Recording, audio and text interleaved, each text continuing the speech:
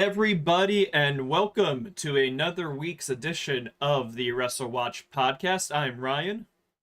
And I am Doug. Hello, everyone. How we all doing today?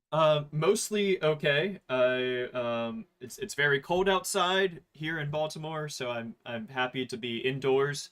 And yeah, so how's it for you? Oh, it's here. Let me pull up my.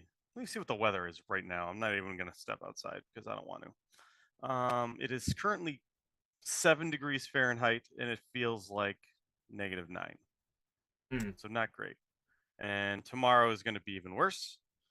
And then after that, it should get back up to the 20s and 30s for the rest of the week. But nice. today and tomorrow are days where I am staying in the house. I took advantage of the grocery delivery, Hmm. and because I was not about to leave the house and go to the store, so I'm just relaxing right now.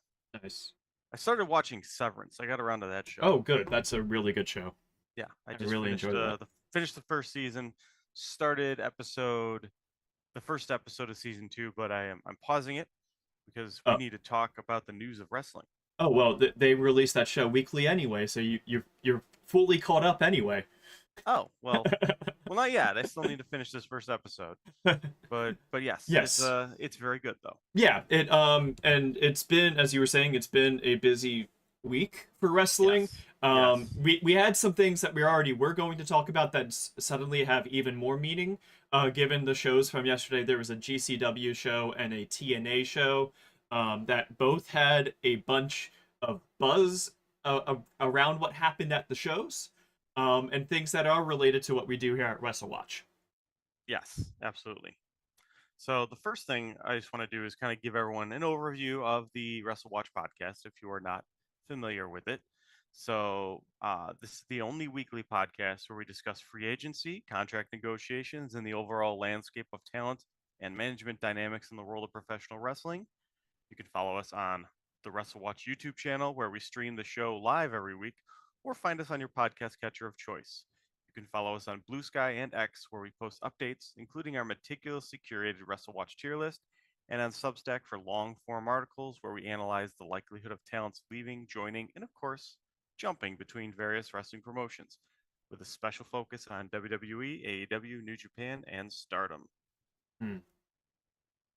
Cool. Mm-hmm. Well, I think we're going to start off with something that is kind of related to those things. It's more related than people might be thinking. It's the WWE TNA relationship now has been formally announced as a real thing. There was an ESPN article that I think was the first one to talk about it. They got a quote from Shawn Michaels in the article as well. It made sure to distinct that it is a deal between NXT and TNA. I mean, like it's WWE and TNA, but specifically it's about NXT. It doesn't mention any kind of relationship with main roster necessarily. And then last night, TNA had their Genesis pay per view. It was held at the Curtis Caldwell Center in Texas. Um, there were a number of specifically, again, NXT talent that showed up on that program. So yeah, Doug, what are your first thoughts about just the basis that they've officially announced this partnership? Who do you think is walking away better from this deal, and what do you see coming forward with it? Yeah, so let me start with let's just put the pay-per-views and shows all put all that aside for right now. Let's just look at the formalizing of the TNA NXT deal. On its face, this isn't really anything new, right? I mean, we knew this coming. We already kind of knew that they had this working relationship. And the fact that it's based off of just NXT already kind of shows you like it's a situation where they're going to keep uh, they're not expecting like AJ Styles to show up on Yeah. TNA. This is going to be an NXT thing. Now, having said that, I do think it is notable that we are going to start seeing. I mean, I guess we'll see.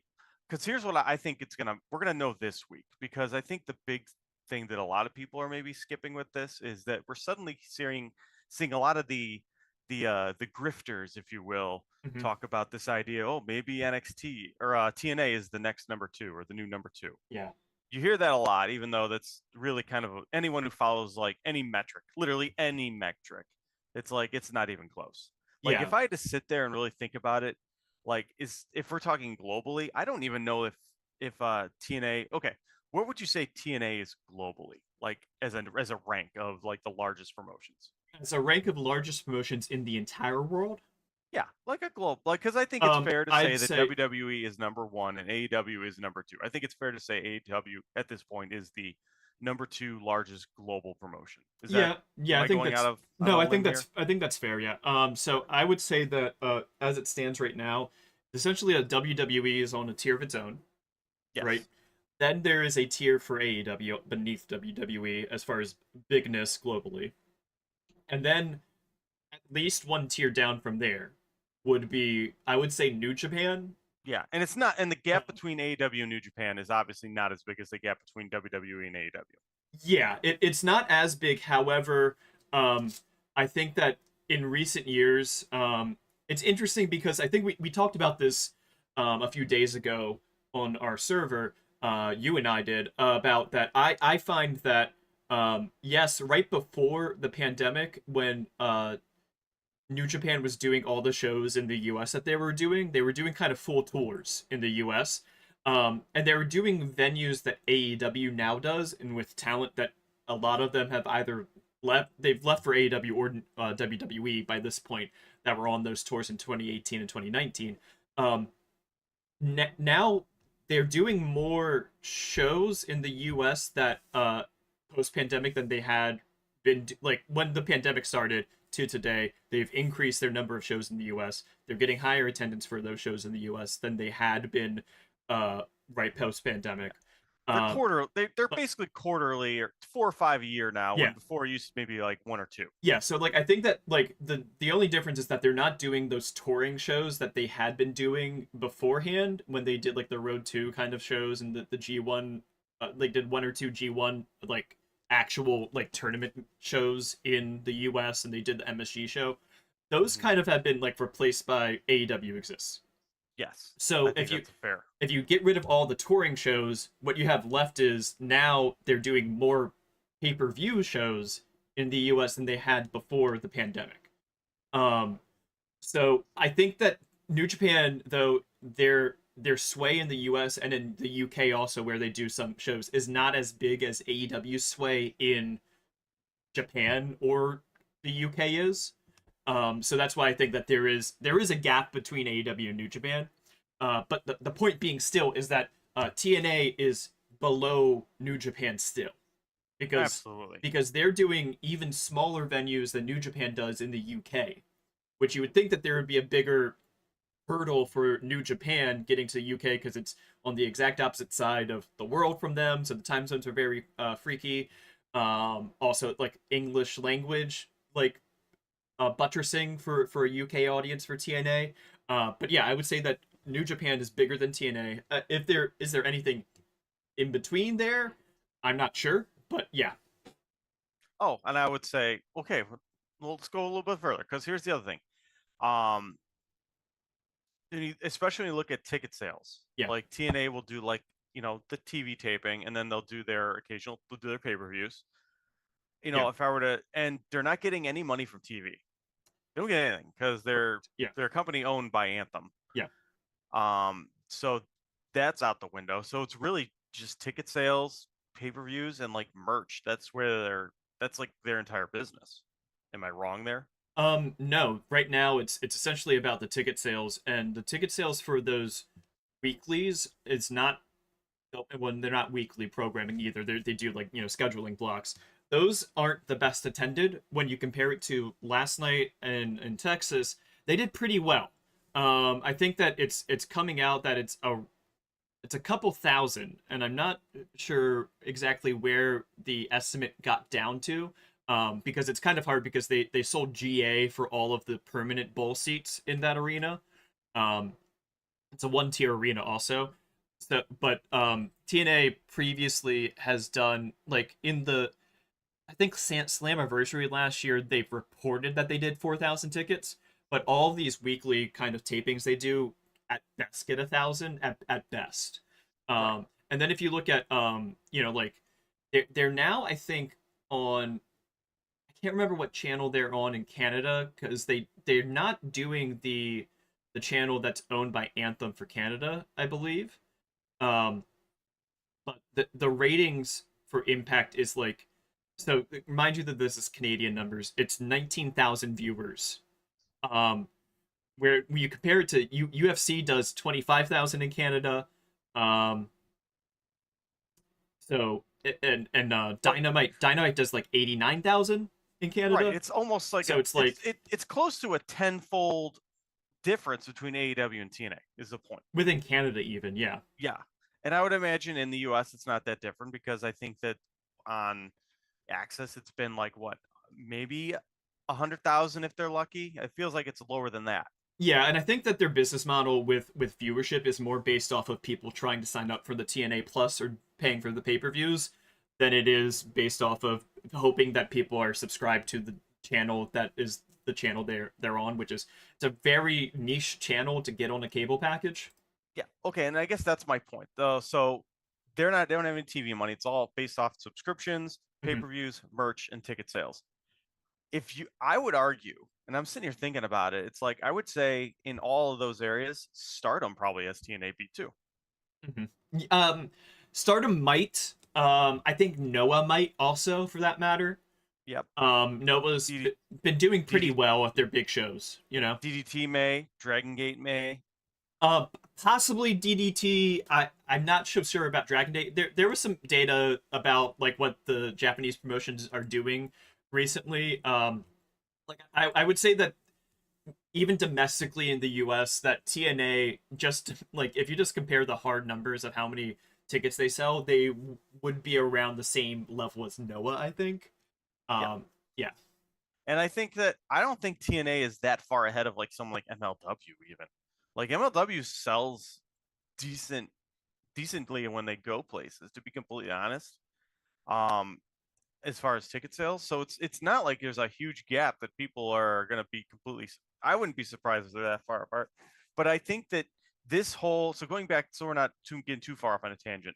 The whole point, in my opinion, of this NXT uh, TNA partnership, at least from WWE's perspective, is first of all, it's the old Vince handbook where they're going to go ahead and just they partner them up, suck them dry until they eventually die. I think that's always been what they do. This is nothing new. We've seen this playbook countless times. We've seen it in the UK. We've seen it in the 80s with the territories. This is their playbook. The difference is, I think that in this situation, I I think that what does TNA have to lose in doing it though?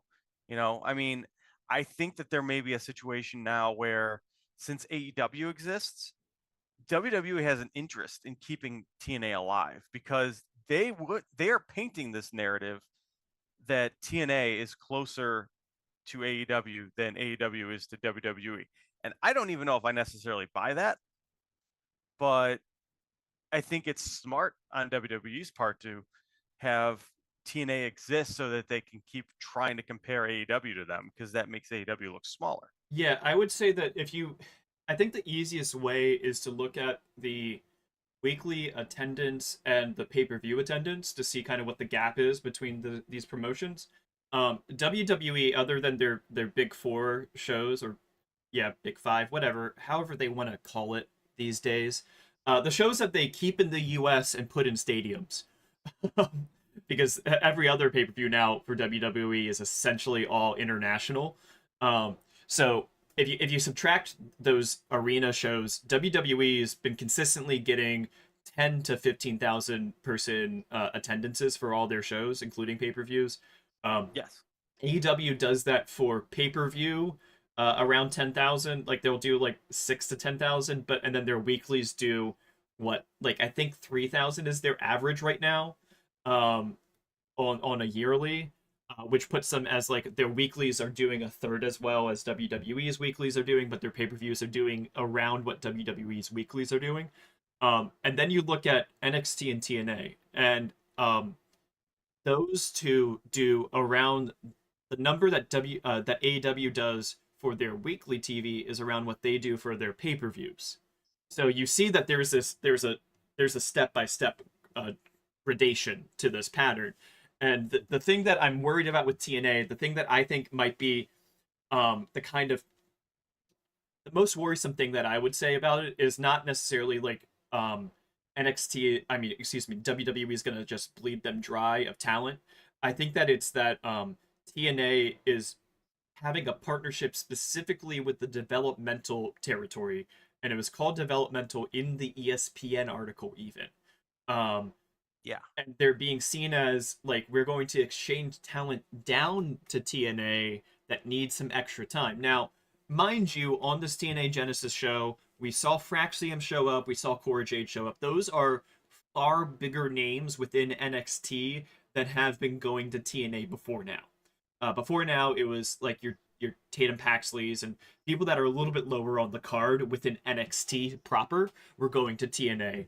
And now we have a lot bigger names in within the NXT sphere, I mean, that are going to TNA. So at least at the beginning here, it seems like possibly TNA is going to be getting a little bit better of talent than they were getting the last go around of the exchange period.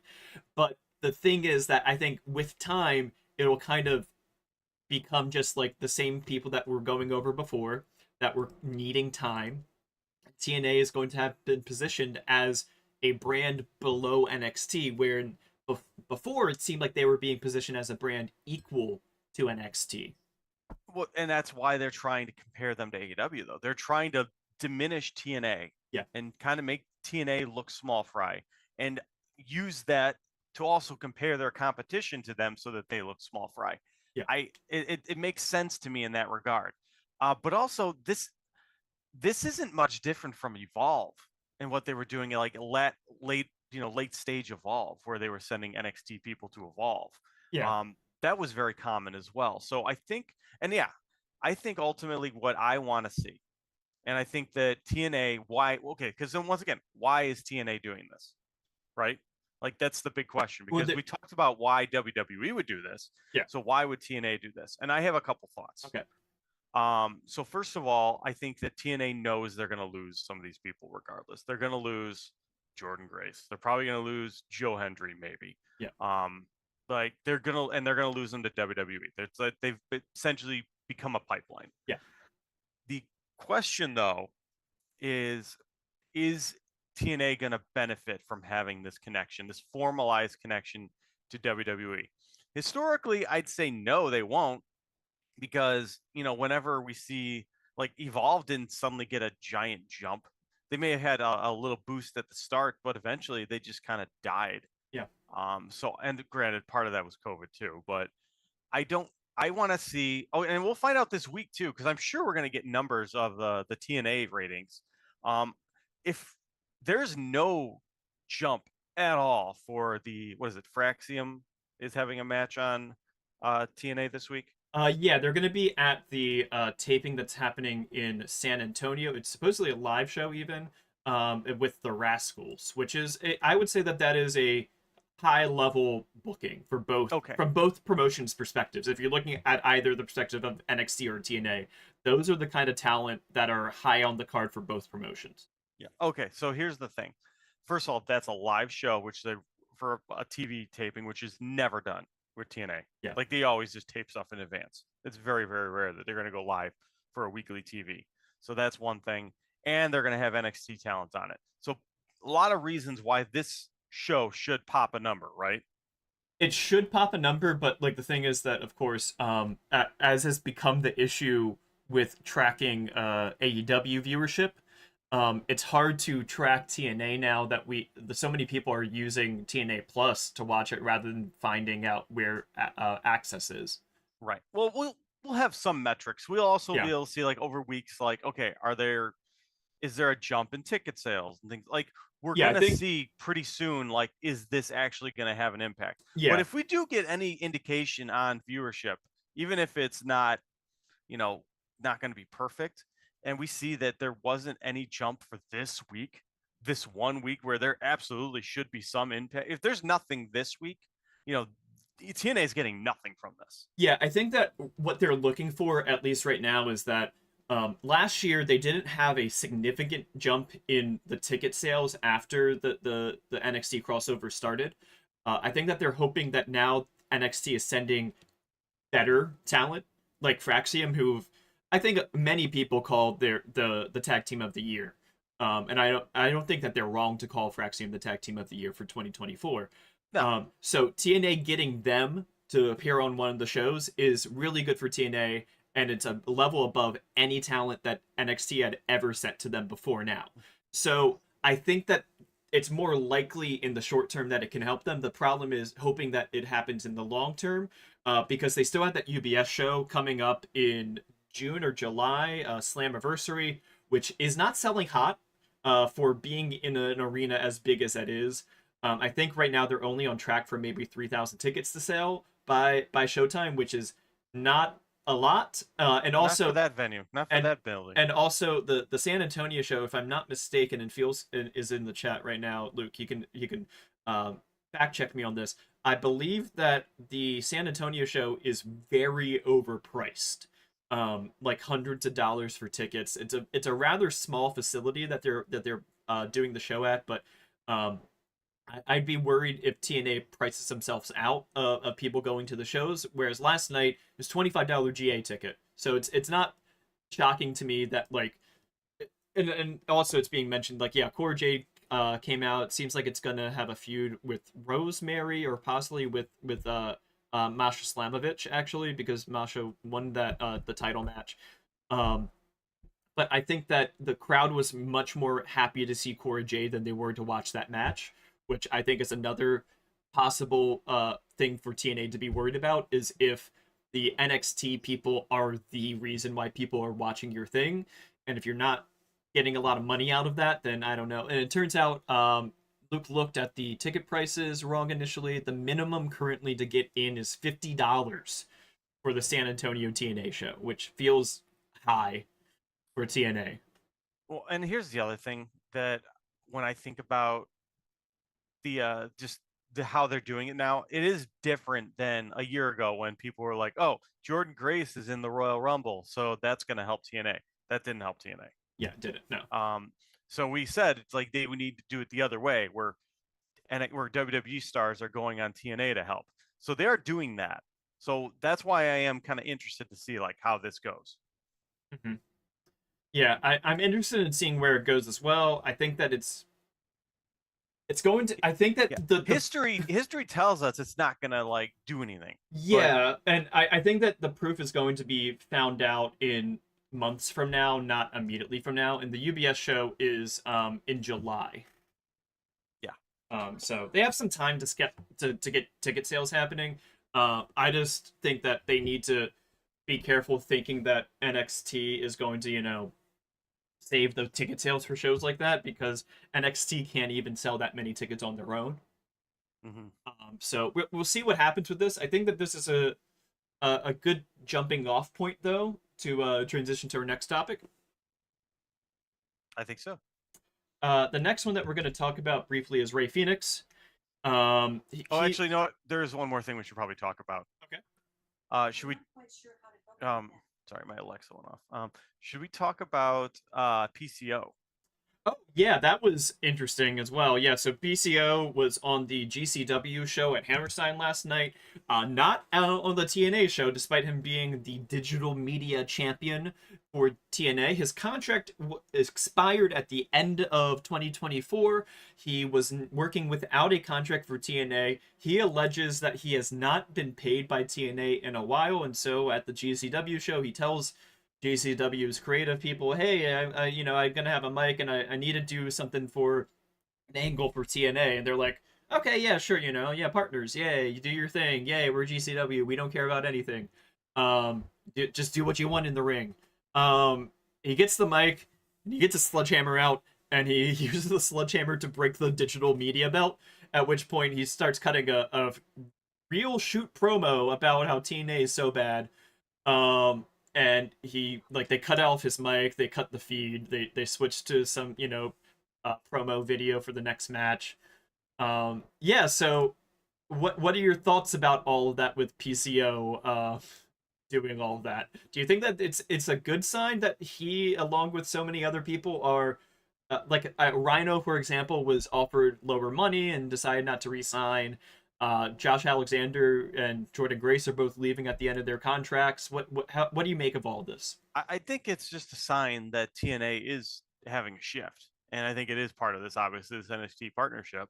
And because of that, some people had a situation where the right hand didn't know what the left hand was doing. There might have been a situation where they completely shifted to a whole other playbook and didn't necessarily care what was happening before. Yeah. And you end up in situations like this where, people can read the tea leaves, they see what's happening, and then they just cut their own angle. I think that's happened with PCO. I think he probably, let's be honest, like if there is genuinely going to be like a NXT TNA relationship going forward, where TNA's booking is based heavily on what WWE wants, I don't think PCO is going to be factored into any of that Well, I because think he's yeah, I think that the issue with people like PCO is like that is TNA, and it's not a good thing or a bad thing that I'm saying that. I'm just saying that is TNA. TNA is people historically like PCO, like Rhino, like Nick Nemeth coming in as like a former WWE guy that only had such a ceiling in WWE, but now he can be a world champion in TNA. And that's like that's what TNA has always been. So I think that and Luke is here in the chat saying that both Fightful and PW Insider are stating that this is shoot with PCO, and now he is Twitter posting about all of the mess. There was a rumor out there that he's a Scott D'Amore guy, and he was promised a title match when he re-signed with TNA, and then after Scott left, he never got the title match. Um, it wouldn't shock me also that like the if Anthem is looking at trying to transition TNA into being something that can work with NXT and the WWE style and that fan base and all those kinds of things, yeah, people like PCO, Rhino are not the people that they're going to try to keep around.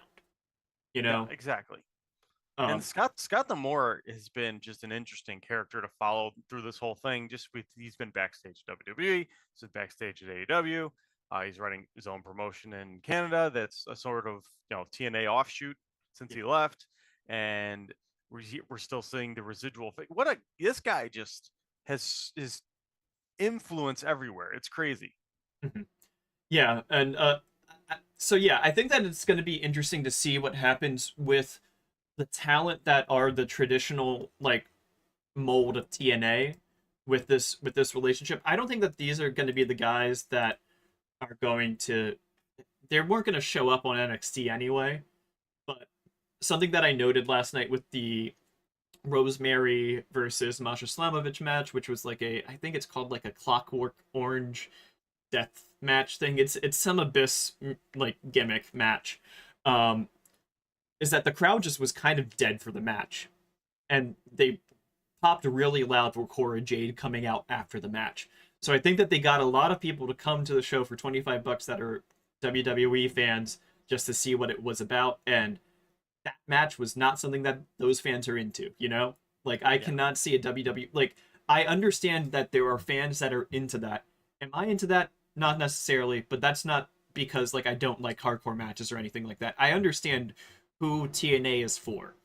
And I don't think that there is significant overlap between who TNA is for and what they're built for and what they're about and the style that WWE is built for and is about. You know what I mean? And I think there's a lot of people who watch WWE who watch it because it is the number one. Yeah. It is like the main product, and they're not going to watch anything else. Yeah.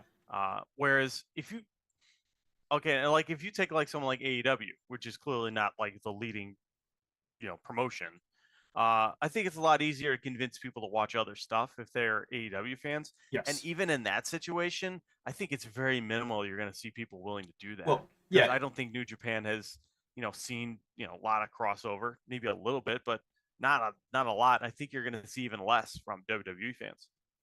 Yeah, I mean, I think that the style of the ethos that WWE has had for years is we are wrestling. There is no other thing of wrestling. just WWE. That's just what you call it. You call MMA UFC. Yes. People do that just offhandedly. Um, Yeah. It's like so Kleenex or Jello. yeah, so it became genericized, and that was their plan to make it genericized for what wrestling is. Just it's WWE. So it doesn't necessarily work with that brand if they are partnering with other promotions. Then it's not just WWE is wrestling. Now it's WWE is a form of wrestling. So the fans are not like geared up to follow other promotions because of the way that WWE markets itself. Whereas AEW's ethos is we are one of many. We might be like first among equals essentially as far as the size of the promotion goes, but they see themselves as an equal partner to other promotions when they work with those promotions.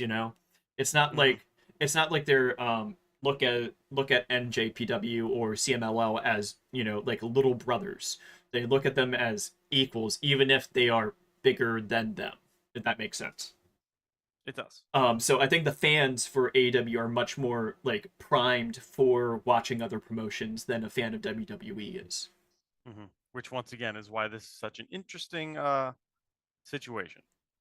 Yeah, so I think next up we were going to talk about Ray Phoenix, and how he's currently now in he's doing his I'm in a prison gimmick cycle.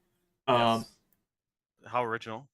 yeah, so I just think that my basic take on everything with Ray Phoenix is it seems that, and there were reports about this, that Tony Khan was getting close to just letting him off his contract, and then when Phoenix Penta started kind of like talking too much, he like made there be injury time for Ray Phoenix.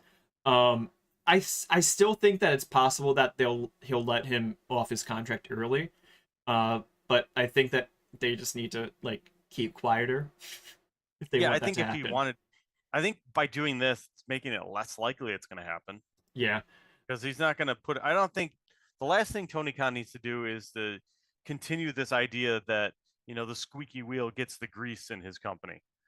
Um, so I don't think that he's going to get cut early. I'm going to go yeah, on a limb. I think he's staying the whole time. yeah. Uh, I yeah. think that some people have been trying to say like, oh, it's wrong that AEW is doing this, and it kind of the way that's being phrased is like they're forcing these people to stay in contracts. The thing that's different between Ray Phoenix and like say Miro or somebody like that is that um, Ray Phoenix has injury time added, which is something that AEW typically has not done in the past, and it seems like they're just doing it to be They did it with retributive. Kenny before he signed. Yeah. Re-signed.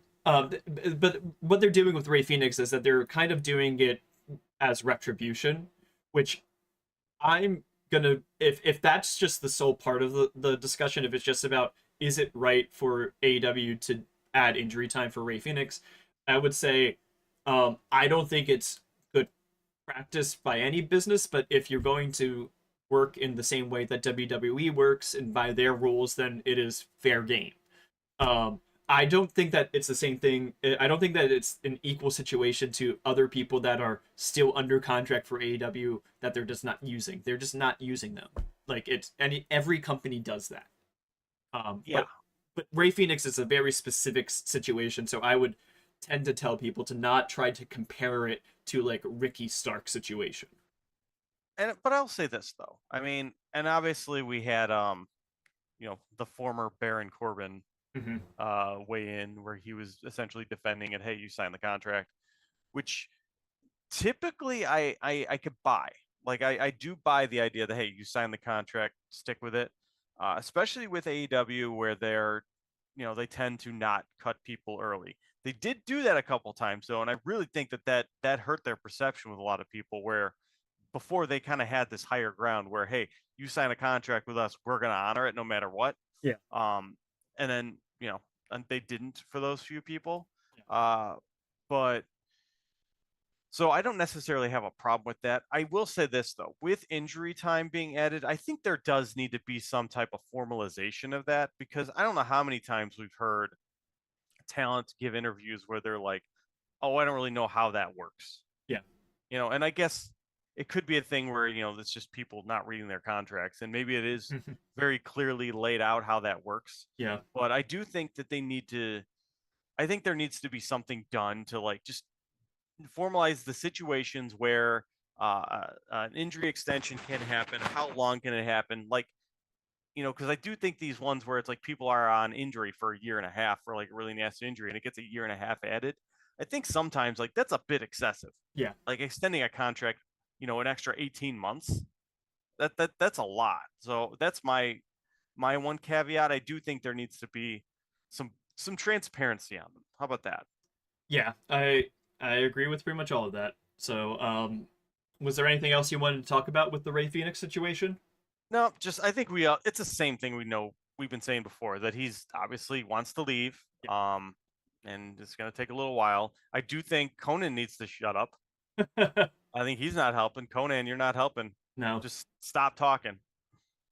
So next up is one more final like little news story kind of thing. Not somebody that's going to go on the tier list right now. It's Corey Graves.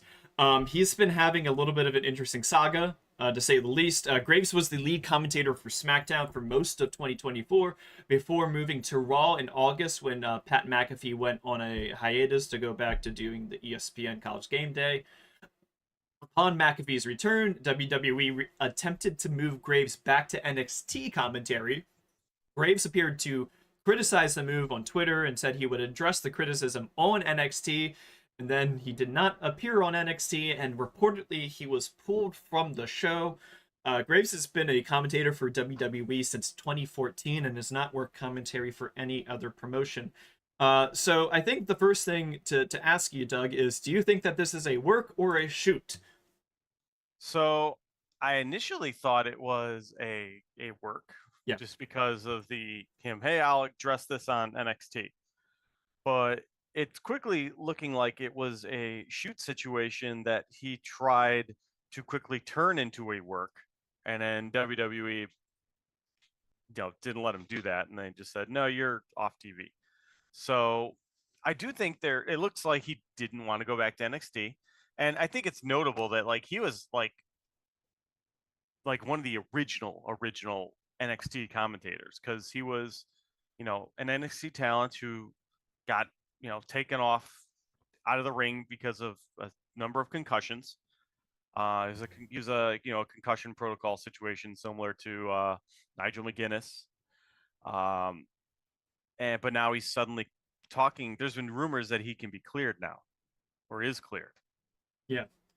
So it could be, as I'm thinking about this, it could be a situation where he was already like pushing to get back in the ring and they were telling him no. And now this happened as well, that he's being sent back to NXT, and maybe this was just a straw that broke the camel's back situation. Yeah. And now he's fine if he's gone and ready to leave and wants to go someplace else, because maybe someplace else will actually let him wrestle. And that's I don't know anything. I'm just like speculating like what it could be. Yeah. Yeah. It could just be that he didn't want to work on NXT anymore too, I suppose. I don't know. I mean, I understand it. So I agree that it feels like it is shoot uh thoughts from Corey Graves that was trying to be turned back into a work after the fact because he was like, oh crap, I said a little bit too much. Um, but I think that he's right to have the sour grapes in this situation. Because to be quite honest, he and Michael Cole they sound really good together. Um, Especially now that they don't have to push as many buzzwords as WWE used to force the commentators to say. Mm-hmm. They have a good flow with each other. So I understand where he's coming from, where he's been working the pay-per-views with Michael Cole for pretty much the entire year as like the team that they do for pay-per-views. And then Pat McAfee comes back out of nowhere and they're like, oh yeah, we got to put Pat back on commentary. And it's like, no, you don't need to. He's not that good. He's actually pretty bad of a commentator, I would say. Pat McAfee. I think I think the fan base that really likes the presentation of WWE, I think McAfee works for that.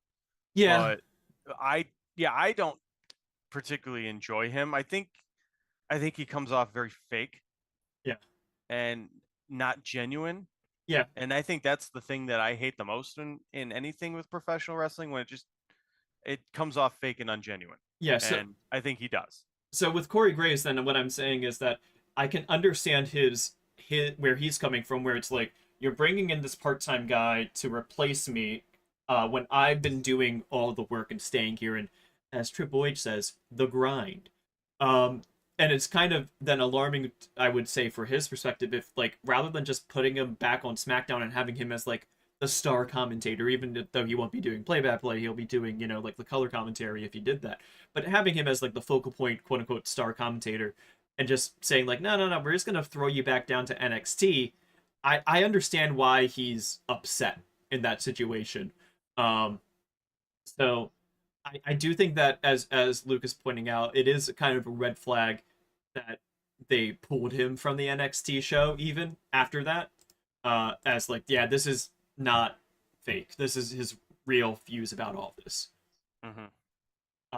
I don't think that I don't think it's likely that Corey Graves is going to be showing up in AEW anytime soon. I don't think that it's likely that Corey Graves is going to get out of his contract sooner or anything like that. I think the most likely thing is that in a few months he'll be back on commentary for WWE, and it will be fine. That's what I think is the most likely thing, or they're just going to have him sit out his contract. Yeah. And do you see him going anywhere else? I mean, I think that he would be a good fit for like TNA. I mean, I guess New Japan might have an opening. But do you see? Okay, if you had But to guess right now, do you think he's gonna want to be a commentator, or do you think he wants to wrestle? I think he might want to also wrestle, but I think that the best thing for him moving forward is to try to be a commentator. Yeah, I think Um, he wants to wrestle. I want to I, go on a limb on that. I think we're gonna see him if he's leaving WWE. I think he's gonna wrestle. yeah. We'll see though. Well, how about we go into kind of speaking of like where would they be within a year? How about we go into talking about who we voted for on the tier list this week? That sounds like a plan. So first up is El Hijo de Dr. Wagner Jr. He was previously considered a safe stay on our tier list. Wagner posted, if you're watching us on YouTube right now, you're seeing an image that is what Wagner posted on his Twitter account saying 2025. He's a free agent, and it shows the logos of AEW, AAA, TNA, and WWE. It was then reported through some like scoopsters that are in the Mexican wrestling scene that he had previously been talking to WWE, and that there was a disagreement about something regarding his gimmick that made Wagner walk away from the negotiations with WWE previously. He'd even also, like I think like 13 years ago or something like that, had done a tryout for WWE or something like that. He had tried out for WWE a number of years ago. In addition to this, is a more recent story of him trying to negotiate with WWE. That's within the past year or so. Um, Reportedly, now he's talking to WWE again about it seems that like the going theory from people of why they're talking again is that maybe WWE is cool with him continuing with his gimmick. The speculation is either that they wanted him to be unmasked or to wrestle under a different gimmick. For one of a number of reasons why they would want him in the new gimmick to own the mask is one of them, for the name to be able to not be, also for the name to be owned by WWE for that matter. His name is a little bit long for that matter too. It's a lot of layers to understand what El Hijo de Dr. Wagner Jr. even means. But that's the kind of groundwork that we're looking at with this conversation about Wagner. What do you think about him, Doug? Do you think that he's going to be going to WWE? It seems like that's the most likely right now, at least. And what would you say is the likelihood of, by the end of the year, him ending up in one of the promotions that we follow? Yeah, I think at this point they're pretty deep into this. If they're constantly going back and forth, I think it's pretty safe that there's something here. Uh-oh. If I had to guess, I'd probably say that he's probably going to he's probably going to WWE if they've been going back and forth to the point where like he, walked away and then they brought him back to kind of negotiate a little bit further. Yeah. The fact that they're doing all that, usually they would just let someone go. I think they care enough that they're going to try to figure out and make this work. So I think he's probably going to WWE. And yeah, I agree that it's probably a situation where they're trying to own the gimmick and the name because they seem to do that with a lot of luchadors. Yeah. They don't want him going elsewhere with the gimmick. So if I had to guess, he's probably going to go to WWE. I will even go lean jump. Yeah, I feel like so this information about like all the things about WWE having had interest in him, and it was 13 years ago And that was all previously. before the vote. Yes, it was before the vote. That a bunch of this info kind of got reminded to people that he had 13 years ago tried out with WWE. Since then, he's become a much bigger name in the wrestling circles.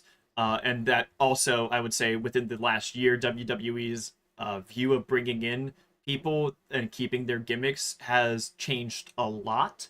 And I'm not just talking about like, oh yeah, Penta gets to keep his mask and his gimmick and everything. I'm saying like also like Shawn Spears is Shawn Spears in WWE right now. He's not Ty Dillinger, you know? Like they're letting people keep their new gimmick even when it's a contradiction to past names they had in WWE. So I think that WWE might now be looking a little bit differently at that, and maybe they would be more, willing to bring somebody in like that. Maybe they're working something out to like sell the mask in the store, but still like he keeps the copyright, something like that. Because I think that Penta might have it's a new mask in WWE, but it's still the same like style of mask that he has always had. Yeah, that's how I kind of pictured it as well. So we'll find out, but yeah, my hunch is that probably I don't know, probably within the next. I say in 2025, do you predict he'll be in WWE? I would say that it's a toss up right now because they have walked away before. And WWE, I think it could depend on how Penta gets booked a little bit too. Like if This is true. if I was Wagner and I was like looking at it from the outside and being like, well, I haven't agreed yet with WWE. Let me see how the Royal Rumble goes for Penta. And let's be honest, Wagner's not worked at AEW, so therefore that means he may not get pushed in this current WWE. He has to do at least one collaborative show for him to get the instant offer. Yes. He has to get that Stephanie Vecchor money. Yeah, so I think that I would put it as a toss-up personally, and it looks like our committee agrees with toss-up.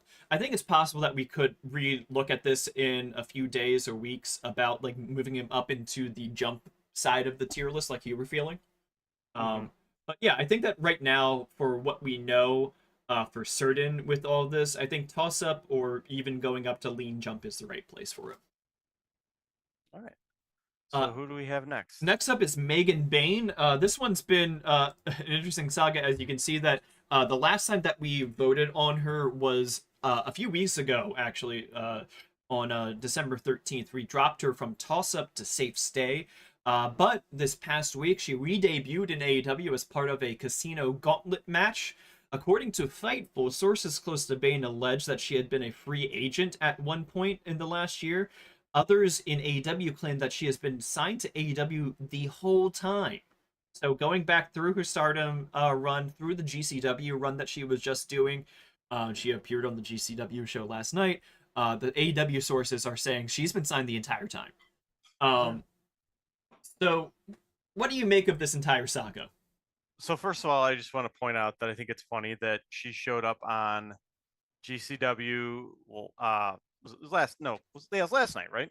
The Hammerstein show was last night, and she did wrestle on it. Yes, she wrestled Atticus Kogar, which is hilarious because he's also the guy that left GCW to form Circle 6 and kind of that breakaway splinter group that supposedly tried to steal Nick Gage, and now he's back after that kind of collapsed. And now you also have Megan Bayne beating her. And after GCW, apparently, after the Effie comment. So it's just interesting where GCW like sits in this whole landscape because they're They got TNA shoot angles on there. They have WWID talent on this show. They have AEW talent on here. They have Circle Six talent crawling back after that collapse. It's it's a fascinating Casablanca of wrestling. Yeah. And Um, so I just wanted to kind of point that out. But I think at this point, yeah, it's we could take Megan Bayne off the tier list. I don't know what else we need to talk about her. I do want like someone to like actually do some deep digging or interview her and get if we can get her to comment on this because I'm fascinated to know why this was such a weird situation where no one knew anything because apparently she'd been signed, since before her leg blew up. yes. Yeah. Like that's the alleged story. And if that's the case, that's what almost 2 years. Yeah. The track record that AEW is going for their sources is that ever since she was appearing in AEW and doing those dark matches and everything like that, she has been signed, and that she went to Stardom as part of talent exchange. You remember Rossi was very defiant about that was the case. And then this GCW run that she was doing was also under the auspices of an AEW contract. Yeah, because that was also the time that someone in Bushi Road was really pushing for Hazuki. I mean, it didn't say Hazuki in the reports, but it was implied that it was Hazuki, that she get to a certain point in the Cinderella tournament, like the semifinals, and Rossi was very against that. Yeah. And I'm guessing largely because Hazuki, when she left the first time, kind of left in a blazing glory and cut a promo about how she hates Stardom on a Stardom show.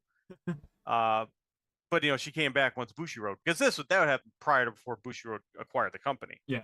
Um, so it's just it's interesting like how once again we're seeing like how much Rossi just lost control of his company. Well, yeah, because like the speculation about Bozilla existing, is that he was trying to get Megan Bayne to come over to Marigold, and well, she couldn't because she was signed to AEW the entire time. It sounds like is why.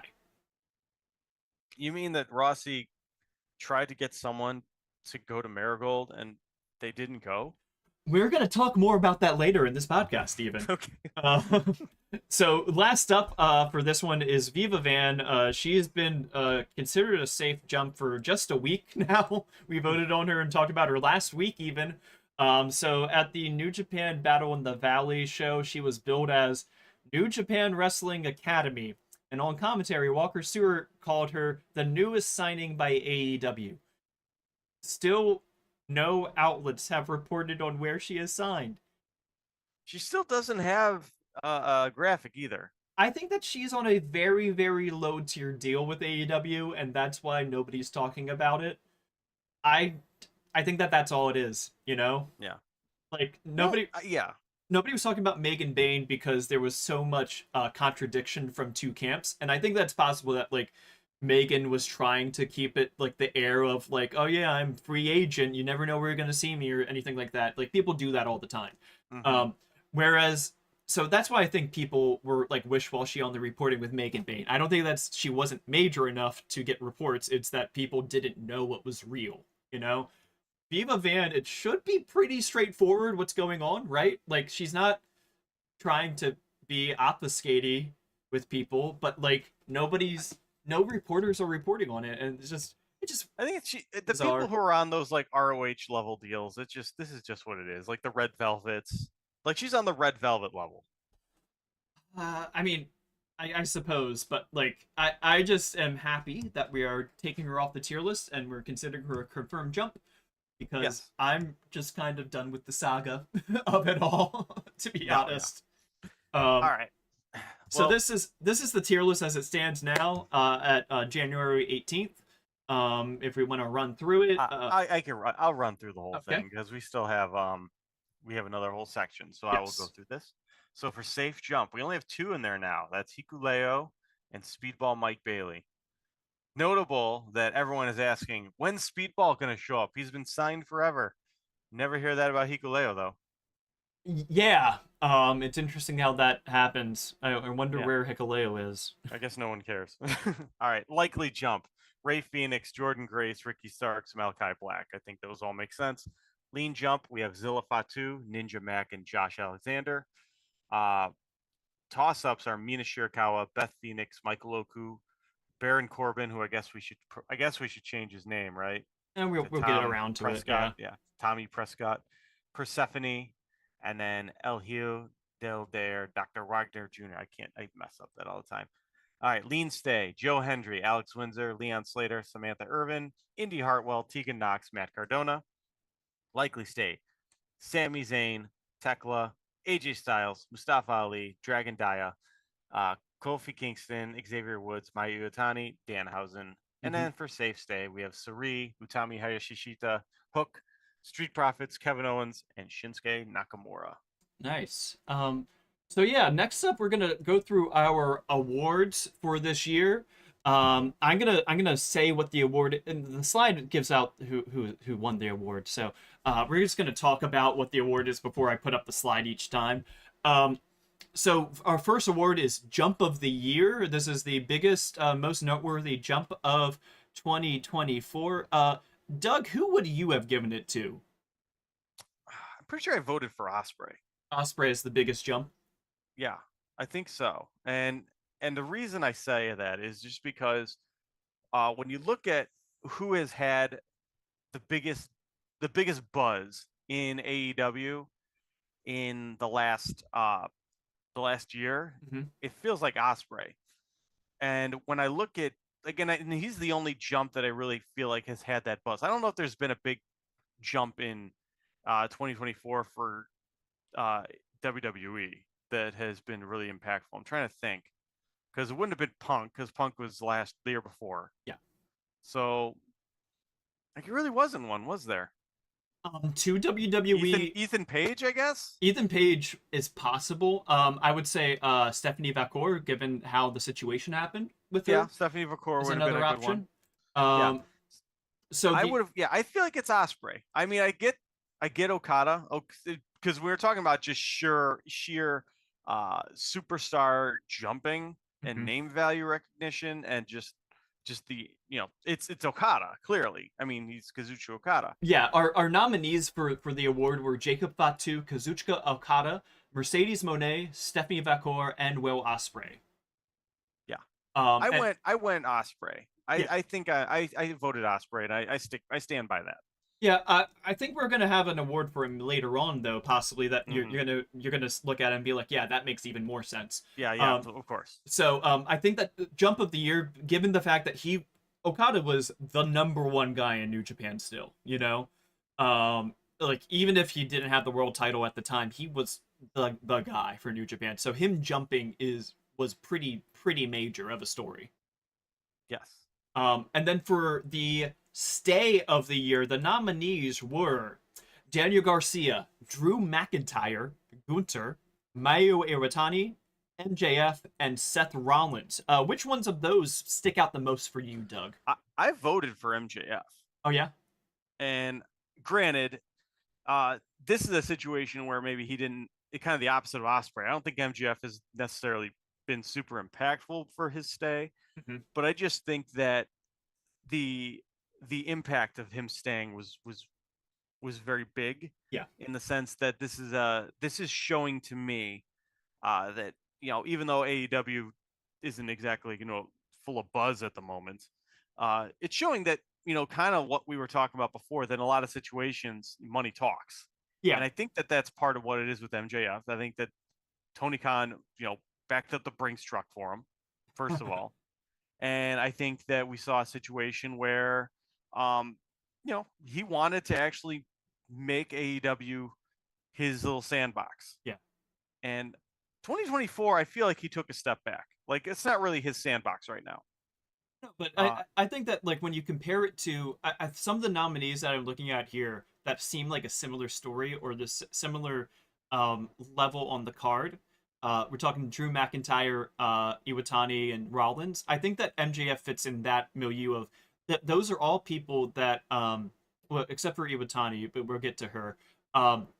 With Drew and Seth, they are both pretty similar spot on the card to MJF. yeah, And they all decided not to go free agent at all. They all stuck and just re-signed with the company before the contract even expired.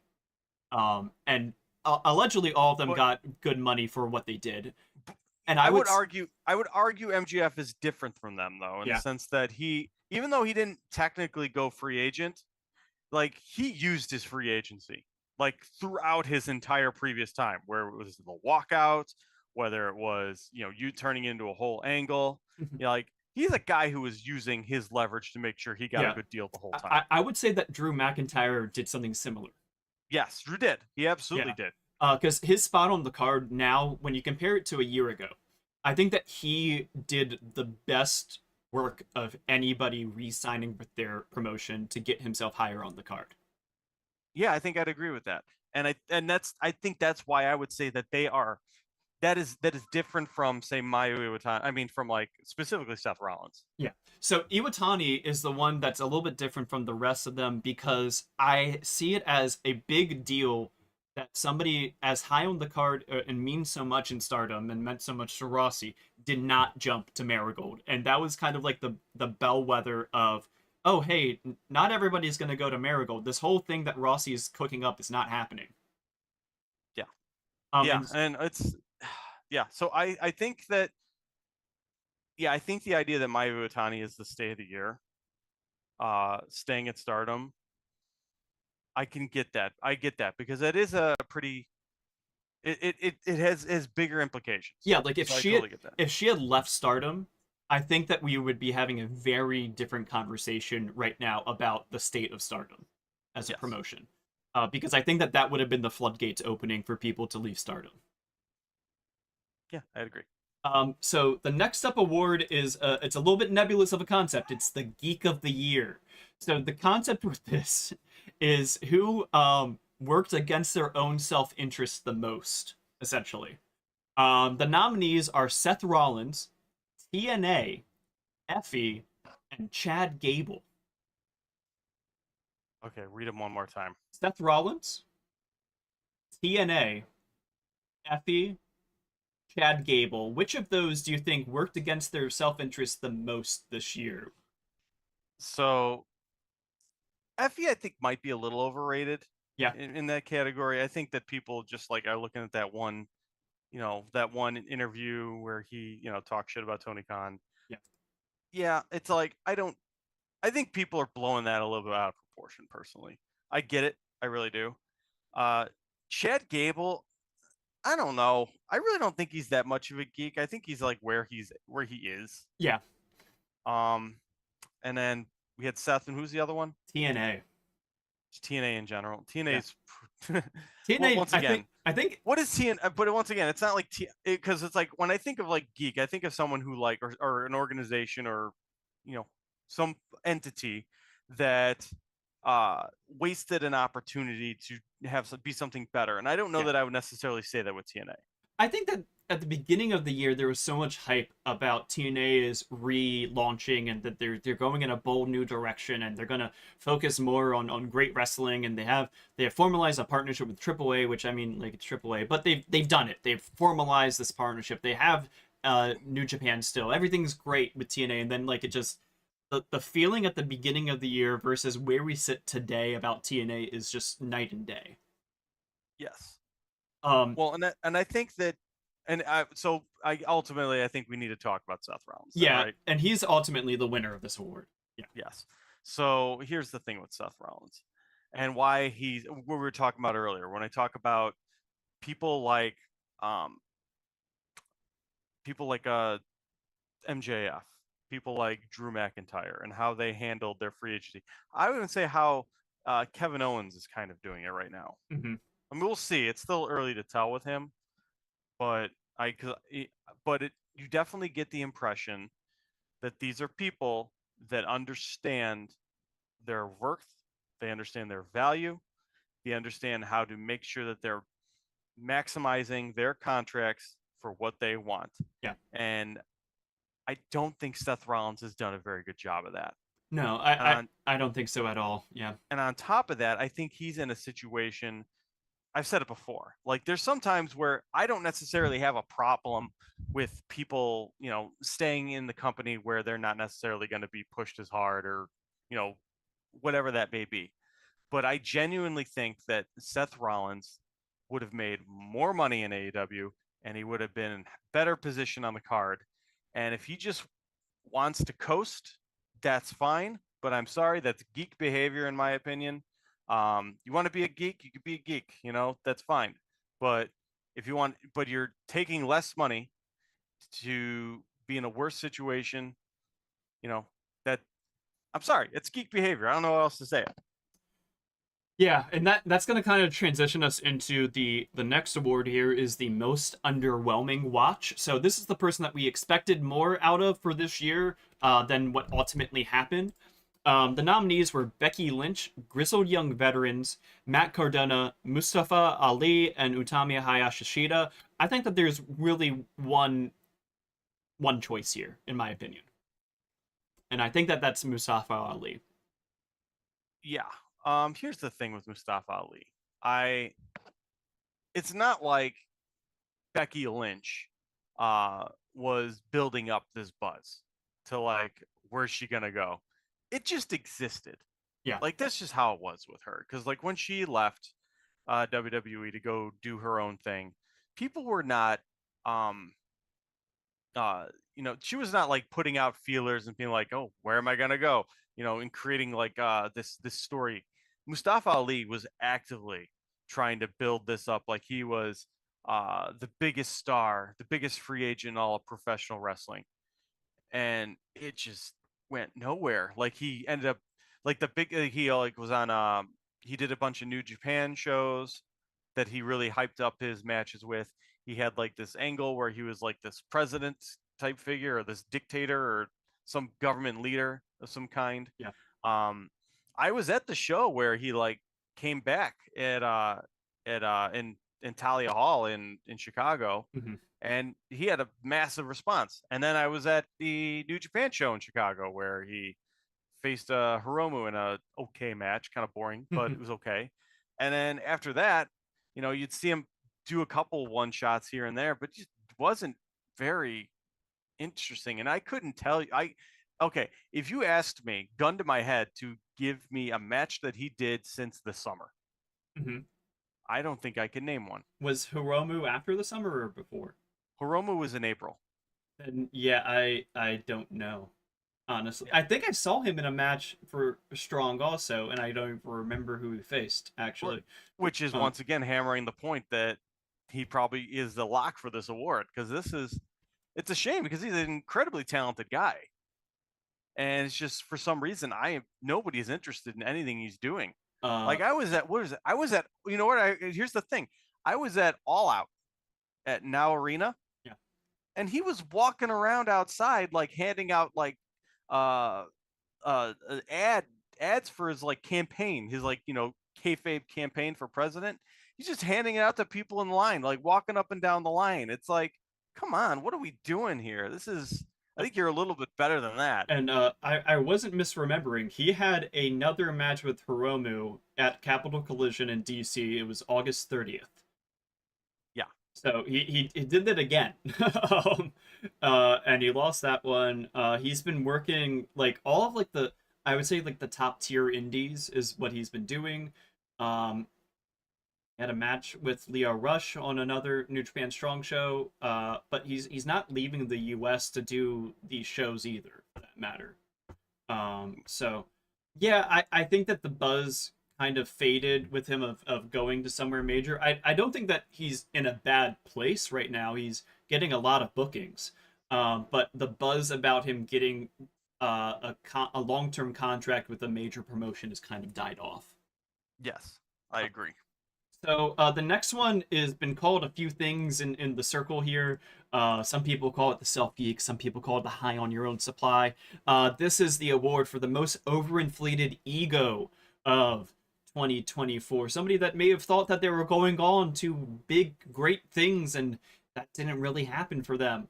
Our nominees were Ethan Page, The Hardys, Katsuhiko Nakajima, Naomi, and Rossi Ogawa. I think that it's a three-dog race between the Hardys, Nakajima, and Ogawa. Personally, I don't. Naomi, she got a good contract from WWE, but she was far higher on the card in TNA than how she's been used in WWE. It's changed a little bit recently with her getting paired with Bianca Belair. Ethan Page, I think that I think it's totally wrong for him to get nominated for this award. I think that he did the best of everybody. Of we didn't expect him to go anywhere. We expected him just to be, dawdling on the free agent, like on the indies, and he within like a week or two of going to NXT got their top Yeah, championship, that was going to be my hot take, is that Ethan Page has an underinflated ego, in my Yeah. opinion. Yeah. This guy, it's like he left AEW, and granted it's NXT, but it's like he basically moonwalked into that company and became their top guy. Yeah. And now he's likely, I think that he'll probably end up being in the Royal Rumble, which is like kind of surreal to have it be like, oh yeah, he got over in NXT as a heel, and now he's gonna debut on the WWE main roster. From a year ago, he was like kind of not being used at all and only doing select Ring of Honor matches.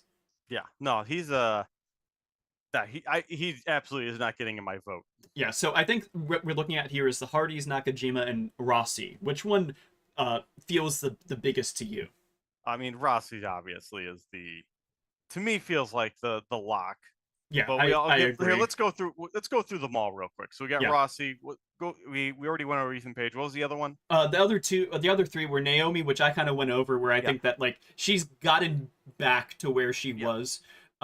And then Naomi has not. She peaked when she had the Royal Rumble standoff with Jordan, and then that was it. it's fallen off since then for her. But I think that they're trying something with the Bianca pairing with her to try to get her a little bit more heat behind her. So I think that there will be something for her in the future here. The Hardys is the Nakajima or the other two. The Hardys I think is the fun one of them. Listen, if the Hardys end up back in WWE, then I don't think you could say that they had an overinflated ego, Yeah. because I don't think that that's necessarily out of the realm of impossibility. I mean, Yeah. I could absolutely see them getting another run. Yeah. So I think it's definitely yeah. possible now. And Nakajima is one where he desperately tried to like work All Japan to try to get into New Japan, and it didn't work. And then All Japan dropped him, and then he had to go back doing a Noah, and then Noah didn't want him either. And then now he's I think doing Fleet now. So he's really fallen down the pyramid of Japanese wrestling. Yep. So he's absolutely just that's a situation where he's just not gonna. Yeah. He made himself look silly. Yeah, But and Luke here had a comment. Yeah, Ethan Page did the best possible thing for himself leaving for NXT. I totally agree.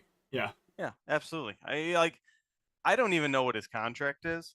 I don't know what he's getting paid, but I can't imagine that AEW is going to offer him like more. I don't know what I don't know. I don't even know if AEW was even offering him an extension. I don't think that they did. Or I think I think he did the best move to walk away of anybody this year and go to another company. Yeah, I tend to agree. From like the talent perspective. Yes. So yeah, I think that what we have left here is Rossi, and Rossi thought that he was going to like steal every big name star from Stardom and have like this giant new promotion with Marigold, and he's scheduling. This was pointed out recently in our discussions, was that Rossi has scheduled Marigold with the same like regularity that Stardom has been doing currently. But the problem is that he doesn't have as big of a roster or as skilled of a roster as he had at this point, like last year with Stardom. And so he's running his talent into the ground. They're doing so many rematches. Ticket sales are dragging because of it. Iwatani didn't want to jump. Then that signaled to everybody else, like, hey, yeah, stay with Stardom. Stardom now, I feel like, is on a really good trajectory with how Bushiroad has been integrating them with New Japan. Stardom stars are doing more bookings in the U.S. than they had been doing previously under Ogawa. I just think that like the entire situation is just like Stardom has come out looking really strong, I think, now than it was when Ogawa was running it. I think it was pretty darn strong when Ogawa was running it, but Marigold is just so weak compared to where he thought it was going to be. Yeah, I think it really is. Ultimately, it feels like he's running. I think we all know this. Like, he obviously expected a lot more people to jump. Yeah. And it feels like he's running. He developed this business plan for this promotion to have a much more veteran roster than he ended up with, Yeah. and maybe even with more people. I don't know. Hmm. And when that didn't happen, he made no adjustments at all to the schedule, and Yeah. now it is just he's running them ragged. There's Yeah. not really much else left. I think once Julia left, it was very clear that they didn't have a whole lot going on. Like I remember, like I've been watching Marigold Live, and I'm into the golden fields of Dreamstar fighting, my friend. I'm locked in, and every single show is just kind of boring. Yeah. But I've made it. This is actually my 2025 New Year's resolution that I'm going to watch every single Marigold show, like, or at Hmm. least every single major one. And I've done pretty well so far. I still need to. I watched the Tank title match against Utami. I watched that show. That was the last one I watched though, so I still have a few more I need to catch up on. But I Yeah. usually when I get to work, the times at work where I'm just kind of working on my own in my office, I throw it up on my other monitor, and I just work while it's on. And I've been pretty productive with this, but I've not seen much that's really lit up my world. That's for sure. Mm. Um, And then so yeah. that's Rossi. Yeah. So that's the award winner is Rossi for the most All overinflated right. ego of 2024. All right. Uh, So the next one, our our biggest our miss. biggest miss. Yeah, the nominees were Becky Lynch, Ethan Yep. Page, Kevin Owens, Motor City Machine Guns, Seth Rollins, and Stephanie Vacour. Of those, which one pops out to you the most? I mean, Ethan Page we talked about a little bit there. I think that we were not expecting what's happened with him since at all. Yeah. Motor City Machine Guns we expected to be going to AEW, and they did not at all. Um, and I think the only other one that's a really big miss is that I think we expected a lot more out of Seth Rollins' free agency than ended up happening. Yeah. I mean, I know I did. I was big in the camp of Seth Rollins is going to be the biggest free agent. Yeah. I mean, I was that early on in 2024. I kind of felt that, and that just didn't necessarily happen. Yeah. Um, but Motor City Machine Guns is interesting because I feel like not so much that we missed that they were free agents, but we just had no pulse on this one because it was all over the place. Yeah. We always had them as jumps, but we didn't know where they were going. Yeah. Like that was the biggest thing with them. I think the fact that we had them in safe jump tier because we thought that they were going to AEW is like that is the biggest miss of all. I think like that. Yeah. I think that they are easily the biggest miss that we had this Listen, let no one say that we don't take L's here because we year. absolutely will take L's. I think that like this is a runaway for our biggest miss. So the next three awards, the next two are both from the promotion standpoint. The best signing and the best contract lapsing by a promotion. So this is talking about the impact that it has for the promotion's perspective. For best signing by a promotion, we're looking at the Hurt Syndicate by AEW, Okada by AEW, Mercedes Moné by AEW, Stephanie Vacour by WWE, and Will Ospreay by AEW. Um, I think that it's a I think it's a two dog race here. My two are Mercedes and Ospreay because Yes. those are the two that are arguably the best wrestler of the year. You know? Yeah. I think the issue with Okada is that he's been very uh it feels like he hasn't had any really incredible matches outside of one or two. Yeah. It feels like he's been phoning it in. Not necessarily that he has been. It's just that's how it kind of feels compared to what we had from Okada in the past. He's doing a lot of shtick, obviously, and I know that that's based on the storyline, so that's not necessarily like on him. I can't like blame him for that. But when you compare him to what the year that Will Ospreay's had, who you could probably make a solid argument that he's the wrestler of the year, Easily. um, Yeah. and then compared to Mercedes Moné, who I think it took a little bit. She kind of took a bit to get her footing when she came in, but I think once she did, she's been really solid, especially the second half of 2024. Yeah, I think that she's like revolutionized the women's division, and I think that they have been on this path for a while now. Like I would say, end of 2022 with that, or is it 2023 with the Sheeta Hater match? 22, yeah. That was like one of like the moments where you're kind of like, oh yeah, no, like the women's division is picking up steam now, but they still weren't featuring the women as much as they do now. And I think that like she is like totally 180 the way that the women are booked in AEW. I don't think that's necessarily just because of her, but like her presence has elevated the division to new heights and to new notoriety. I agree. But Osprey is just like easily like the in ring as far as in ring wrestler, he's the wrestler of the year easily. Yeah, I agree. I think that's without a doubt. And just in terms of just having impact, like even just forget in ring, just in terms of buzz and the ability to make people interested in the promotion. I think he's been like the anchor of AEW at the moment in terms of that. Yeah. And probably more so than any promotion right now. I don't think there's any big signing in WWE that's had a major impact like on the same level. I would say that the closest thing is talking about like maybe Julia in NXT and Stephanie Beckor in NXT is that their women's division in NXT already was pretty good, I would say.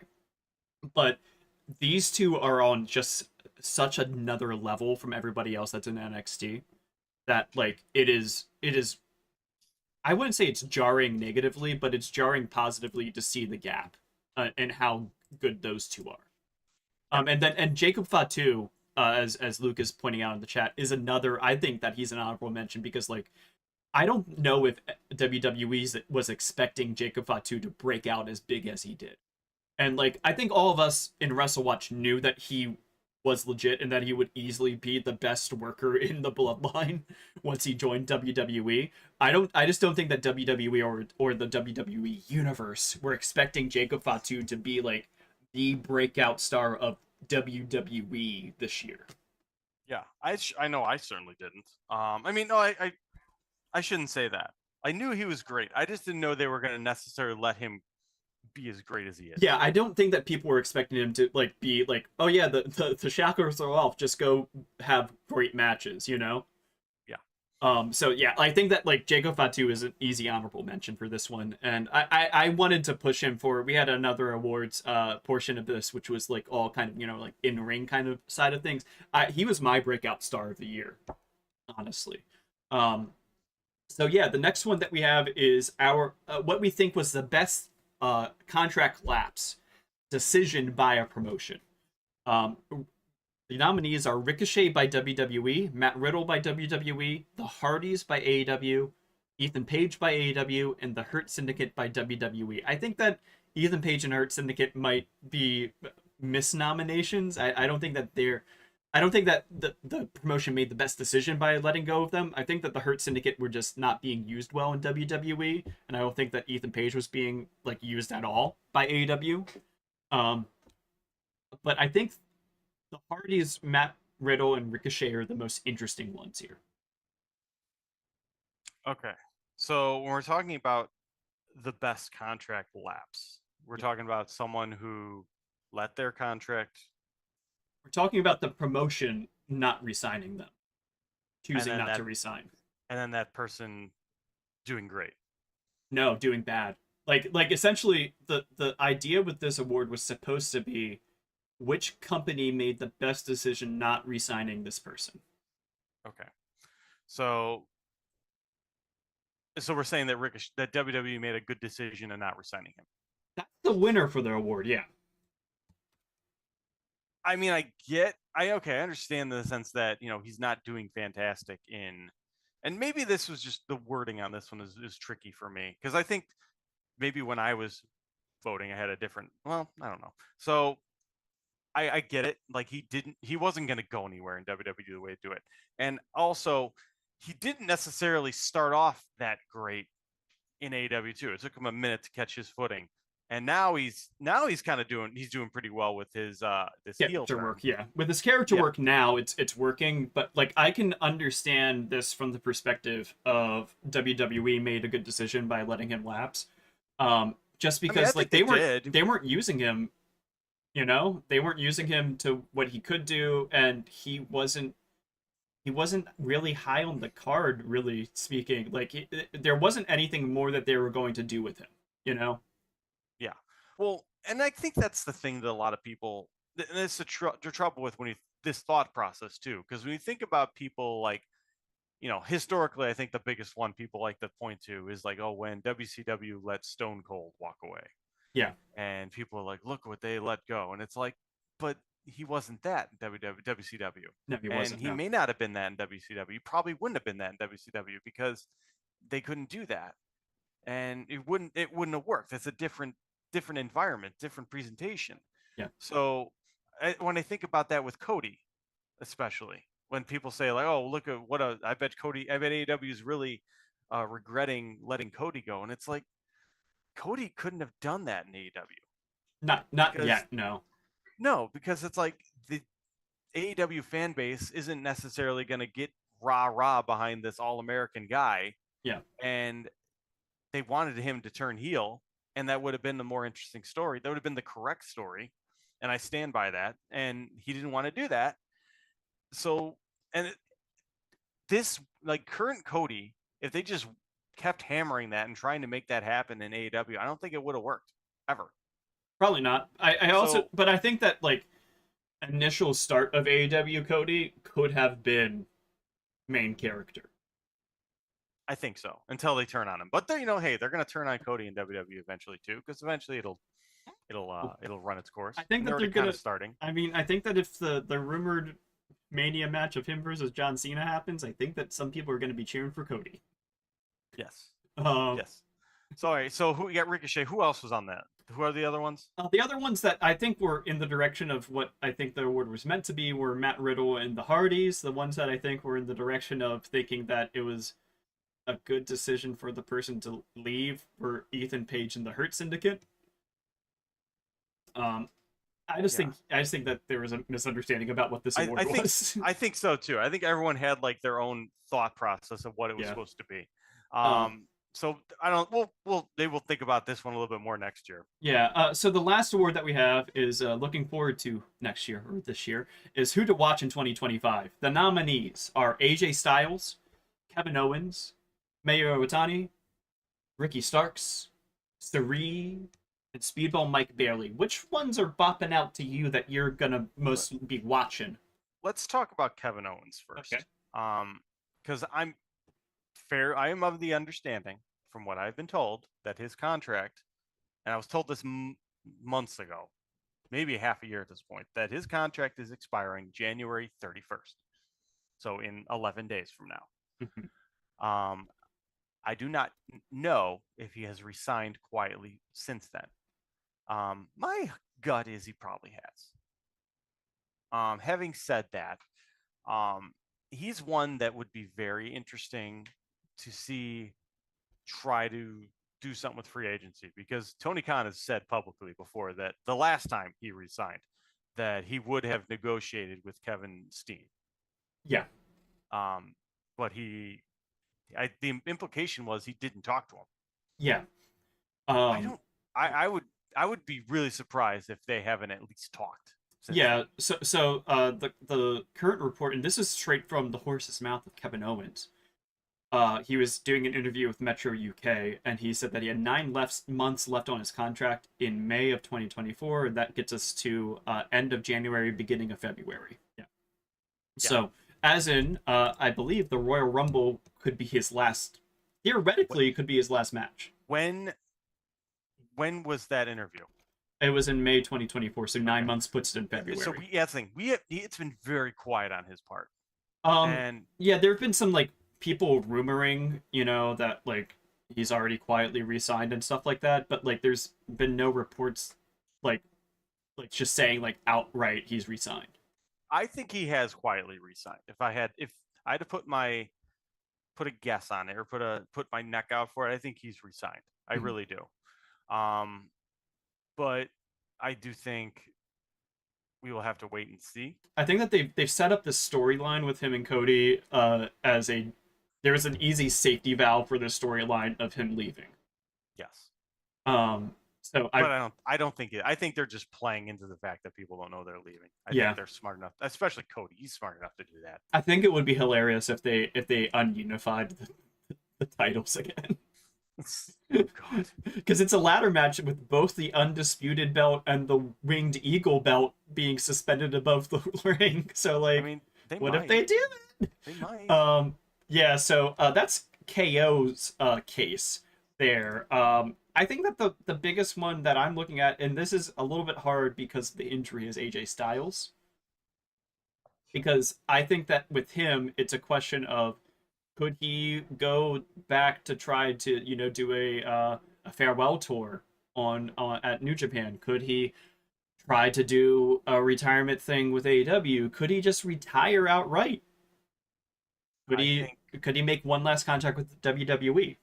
I think AJ Styles is someone that if he was given the right deal, he would stay with WWE.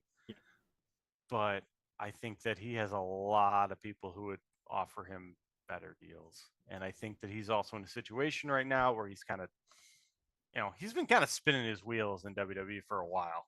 And, he's been given limited things to do, a little bit of a tag run. He had a nice push last year with going up against Cody. Yeah. But it was very short lived. And I think we're in a situation where he's not going back up the card anymore. I don't think. I I don't think think he's they're gotten gonna, his, he's not getting a world title again. no.